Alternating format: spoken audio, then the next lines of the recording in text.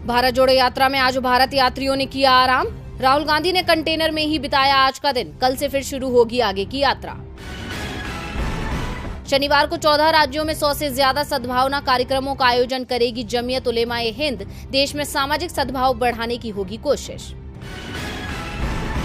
हिमाचल प्रदेश के लिए कांग्रेस उम्मीदवारों के नामों का जल्दी हो सकता है ऐलान। पार्टी के प्रदेश संगठन ने अधिकांश सीटों पर नाम किए तय। हाईकमान की मोहर का इंतजार। शेयर बाजार में बड़ी गिरावट। एक ही दिन में निवेशकों का डूबा 4 लाख करोड़। सेंसेक्स 1021 अंकों की गिरावट के साथ 58,099 पर हुआ बंद। निफ्टी 302 अंकों की गिरावट के साथ 17,327 पर हुआ बंद।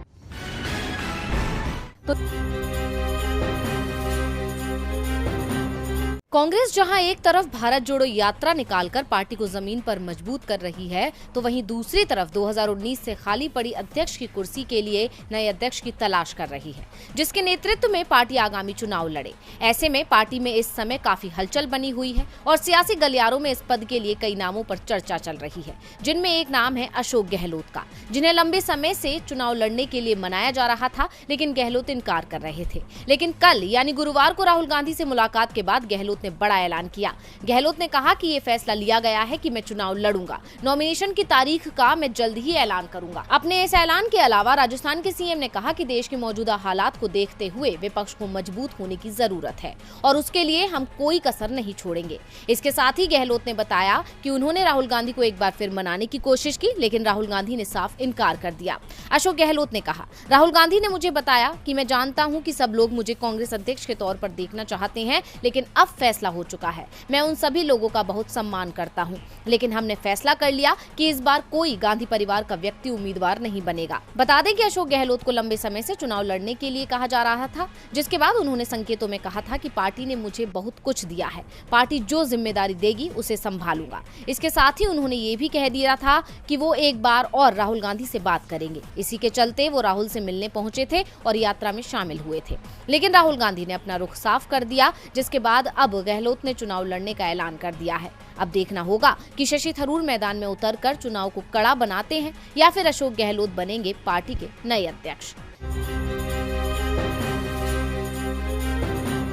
अनुच्छेद 370 हटाने के खिलाफ सुनवाई को सुप्रीम कोर्ट तैयार हो गया है। सुप्रीम कोर्ट में चीफ जस्टिस यूयू ललित की बेंच ने साफ कर दिया है कि इस मामले में दशहरा के बाद सुनवाई होगी। सीजेआई ने कहा कि ये एक महत्वपूर्ण मामला है, वो जरूर इसे सुनवाई के लिए सूचीबद्ध करेंगे। जम्मू कश्मीर से 2019 में हटाए गए अनुच्छेद 370 को लेकर कई याचिकाएं सुप्रीम कोर्ट में दाखिल की गई थी। इस मामले को 5 जजों के संविधान पीठ को भेजा गया था, लेकिन फरवरी 2020 के बाद मामले पर सुनवाई नहीं हो पाई है। दरअसल केंद्र सरकार ने जम्मू कश्मीर से विशेष राज्य का दर्जा वापस ले लिया था, साथ ही राज्य का विभाजन कर 2 अलग-अलग केंद्र शासित प्रदेश बना दिए थे। इसके बाद सुप्रीम कोर्ट में दिसंबर 2019 को अनुच्छेद 370 हटाए जाने के मामले को चुनौती दी गई थी। इसकी सुनवाई के लिए 5 जजों की संवैधानिक पीठ गठित की गई थी, जबकि याचिका में मांग की गई थी कि सुनवाई के लिए 7 सदस्यीय बेंच का गठन हो।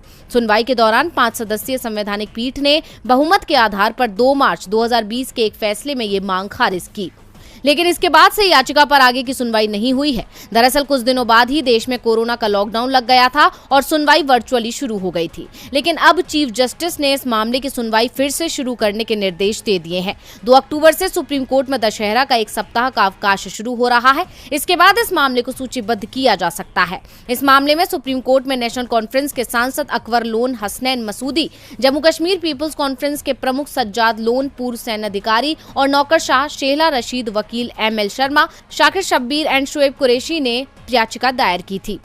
सुप्रीम कोर्ट सभी की याचिकाओं पर एक साथ सुनवाई कर रहा है। दूसरी तरफ केंद्र सरकार ने 5 अगस्त 2019 को अनुच्छेद 370 को निरस्त करने वाली राष्ट्रपति की घोषणा को ये कहते हुए सही ठहराया कि ये प्रावधान भारत के साथ जम्मू और कश्मीर के उचित एकीकरण की अनुमति नहीं देता है।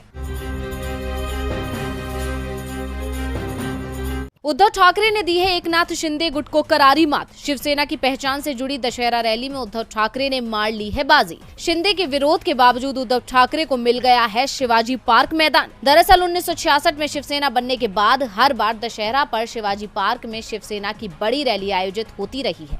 पहले बाला साहेब ठाकरे इसे संबोधित करते थे और उसके बाद उद्धव ठाकरे ने इस परंपरा को बरकरार रखा, लेकिन इस बार रैली को लेकर पेच फंस गया था, क्योंकि शिवसेना में बगावत हो चुकी है और और पार्टी उद्धव ठाकरे और एकनाथ शिंदे के गुट में बट गई है। पार्टी के ज्यादातर विधायक और सांसद एकनाथ शिंदे के साथ दिखाई दे रहे हैं। ऐसे में दशहरा पर शिंदे और उद्धव दोनों ही गुटों ने शिवाजी पार्क मैदान में रैली का ऐलान कर दिया। शिवाजी पार्क मैदान बीएमसी के अधिकार क्षेत्र में आता है। बीएमसी से दोनों ने ही 5 अक्टूबर को दशहरा के लिए इस मैदान की मांग कर दी। बीएमसी ने जब ठाकरे गुट की मांग नहीं मानी तो वो हाईकोर्ट चले गए। शिंदे गुट भी पीछे पीछे हाईकोर्ट पहुंच गया, लेकिन हाईकोर्ट ने फैसला उद्धव गुट के पक्ष में सुनाया है। हाईकोर्ट ने फैसला देते हुए बीएमसी को फटकार लगाई है। बॉम्बे हाईकोर्ट ने फैसला सुनाते हुए कहा कि बीएमसी ने याचिकाकर्ताओं के आवेदन पर निर्णय लेने में अपनी शक्ति का गलत इस्तेमाल किया है। हाईकोर्ट ने पूरी रैली की वीडियो रिकॉर्डिंग कराने का निर्देश देते हुए कहा कि प्रशासन रैली के लिए पूरी व्यवस्था करे। फिर अगर रैली में कोई अप्रिय घटना होती है तो उसके लिए आयोजक जिम्मेदार होंगे। कोर्ट ने रैली की इजाजत देने के साथ ही ठाकरे गुट को रैली में किसी भी तरह की अप्रिय स्थिति से बचने के आदेश भी दिए हैं। हाईकोर्ट के आदेश को उद्धव गुट की बड़ी जीत माना जा रहा है, क्योंकि पार्टी को लेकर भी एक लड़ाई सुप्रीम कोर्ट में चल रही है। दोनों ही गुट खुद को असली शिवसेना बता रहे हैं। ऐसे में हाईकोर्ट के फैसले के उद्धव कैंप ने दावा कर दिया कि सुप्रीम कोर्ट से भी फैसला उनके पक्ष में ही आएगा। गुजरात में अगले महीने विधानसभा चुनावों का ऐलान हो जाएगा, लेकिन चुनावों से पहले बीजेपी अडानी को लेकर घिर गई है। कांग्रेस का आरोप है कि सरकार के नुकसान की दम पर अडानी को फायदा पहुंचाया जा रहा है। मामला अडानी की फर्म को गलत तरीके से जमीन के आवंटन से जुड़ा है, जिसमें गुजरात सरकार को 58 करोड़ रुपए की चपत लगी है और इसका खुलासा भी विधानसभा में हुआ है। गुजरात विधानसभा में पेश अपनी रिपोर्ट में लोक लेखा समिति यानी पीएससी ने बताया कि वन और पर्यावरण विभाग ने मुद्रा पोर्ट और कच्छ में स्पेशल इकोनॉमिक जोन सेज में अडानी केमिकल्स को जमीन आवंटित की थी, लेकिन इस वन भूमि का वर्गीकरण गलत तरीके से किया गया, जिसका फायदा अडानी की कंपनी को हुआ और उसने राज्य सरकार को 58 करोड़ 64 लाख रुपए कम भुगतान किया, यानी इतने रुपए की चपत राज्य के खजाने को लगी। अपनी रिपोर्ट में पीएससी ने कंपनी से नुकसान की रकम वसूलने की सिफारिश की है। कैग की ऑडिट रिपोर्ट का हवाला देते हुए कांग्रेस विधायक कुंजा वंश की अध्यक्षता वाली पीएससी ने कहा कि दिसंबर 2008 में वन संरक्षक भुज ने अपनी निरीक्षण रिपोर्ट में पाया था कि जमीन दलदली थी और क्रीक क्षेत्र मैंग्रोव से भरा था।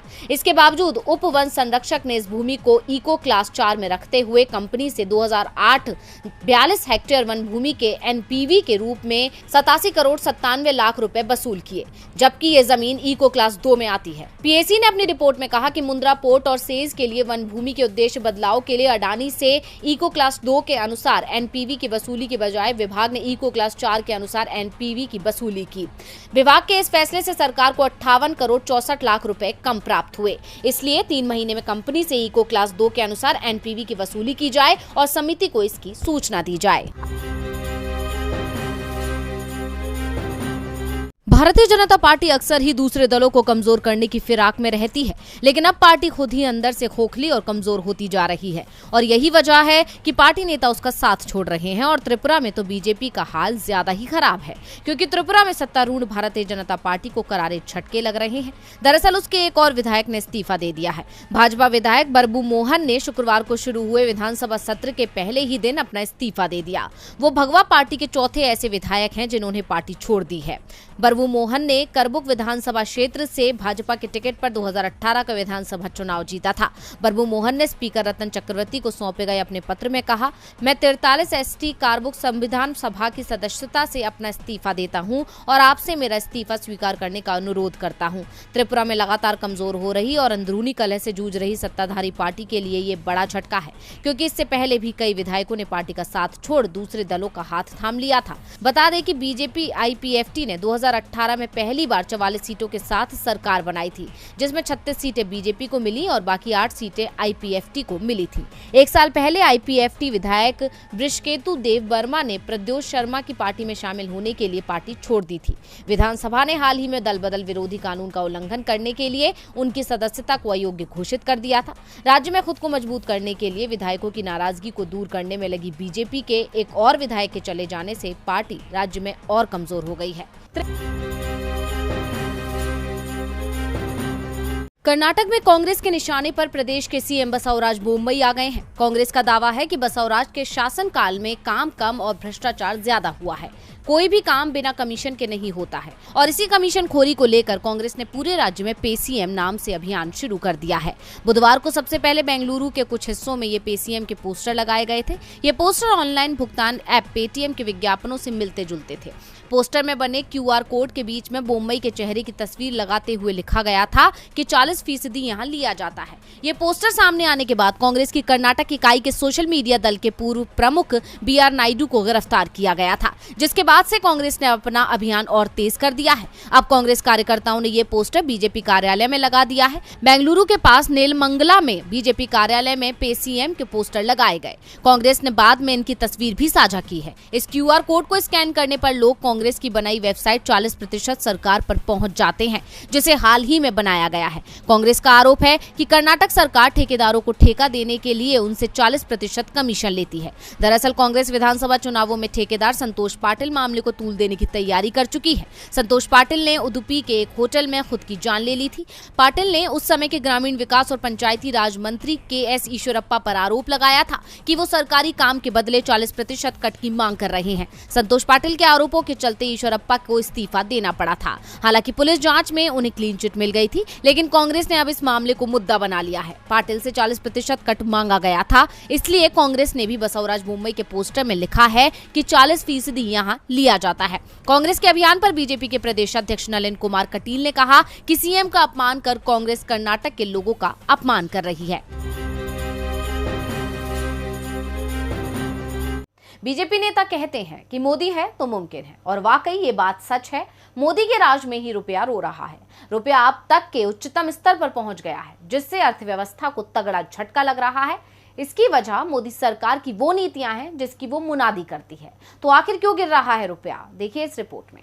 जब देश में मनमोहन सरकार थी तो मोदी गिरते रुपए को लेकर उन्हें जमकर घेरते थे, लेकिन अब जब उनकी सरकार आई तो रुपए में गिरावट इस कदर आई कि इसने रिकॉर्ड ही बना दिया। रुपया डॉलर के मुकाबले रिकॉर्ड निचले स्तर पर पहुंच गया है। 1 डॉलर की कीमत 81 रुपए के पार पहुंच गई है। शुरुआती कारोबार में ही डॉलर के मुकाबले रुपया 39 पैसे टूटकर 81 रुपए 18 पैसे के निम्न स्तर पर पहुंचा। इससे पहले गुरुवार को रुपया 83 पैसे की बड़ी गिरावट के साथ 80 रुपए 79 पैसे के रिकॉर्ड निचले स्तर पर बंद हुआ था। रुपए में ये 7 महीने की सबसे बड़ी एक दिनी गिरावट थी। रुपया पहली बार 20 जुलाई को डॉलर के मुकाबले फिसलकर 80 के पार 80 रुपए 5 पैसे के स्तर पर बंद हुआ था। इस साल अब तक रुपए में करीब 8.48% की गिरावट आई है। रुपए में गिरावट की वजह अमेरिकी central bank US federal reserve के फैसलों को बताया जा रहा है। अमेरिकी central bank US federal reserve ने महंगाई पर नियंत्रण पाने की अपनी कोशिशों के बीच लगातार तीसरी बार ब्याज दरों में बढ़ोतरी की। फेडरल रिजर्व के चेयरमैन जेरोम पोवेल ने ब्याज दरों में 0.75% की बढ़ोतरी की है। अब ब्याज दरें बढ़ाकर 3.2% कर दी गई हैं। वहीं यूएस फेड ने संकेत दिए हैं कि वो आने वाली बैठक में भी ब्याज दरों में बड़ी बढ़ोतरी कर सकता है। इसके बाद से डॉलर इंडेक्स 111 के स्तर के ऊपर चला गया। वहीं दूसरी तरफ रुपए के गिरने के सबसे बड़े कारणों में से विदेशी निवेशकों के भारत से अपने निवेश को निकाल लेना बताया गया है। एक अनुमान के अनुसार पिछले कुछ महीनों में विदेशी पोर्टफोलियो निवेशकों ने भारत से करीब 2320 अरब रुपए से ज्यादा निकाल लिए हैं। विदेशी निवेशकों का पैसा निकाल लेना इस बात का संकेत है कि वो भारत को इस समय निवेश करने के लिए सुरक्षित नहीं समझ रहे हैं। ये आंकड़े साफ बता रहे हैं कि देश में निवेश के साथ साथ रुपया भी गिरता जा रहा है, जिससे अर्थव्यवस्था को बड़ा झटका लग सकता है। यानी साफ है कि देश में हालात अब भी नहीं सुधरने वाले।